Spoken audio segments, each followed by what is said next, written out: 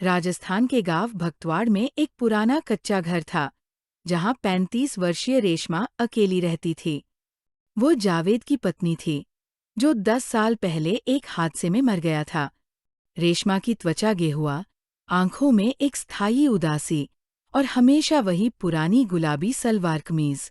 उस दिन वो अलमारी खोलती है। दराज में एक पीला लिफाफा पड़ा है जिस पर लिखा है, वापस मत खोलना। उसकी आंखें वहीं टिक जाती है।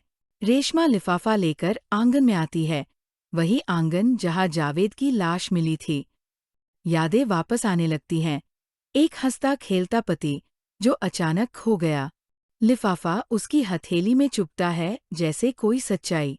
पड़ोसन शन्नो, जो अक्सर खिड़की से झांकती रहती है, रेशमा को लिफाफे के साथ देखती है। वह आकर कहती है, ये वही लिफाफा है ना जो जावेद की मौत से पहले आया था? रेशमा आखिरकार लिफाफा खोलती है। अंदर एक पुराना खत है।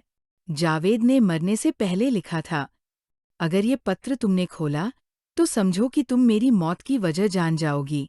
खत में जावेद ने लिखा, मैं शन्नो के साथ भागना चाहता था, लेकिन तुम्हारे शक ने मुझे मार डाला। तुमने जहर मिलाया था खाने में। रेशमा का चेहरा पीला पड़ जाता है। रेशमा रात को शन्नो के दरवाजे पर पहुंचती है। दस्तक देती है।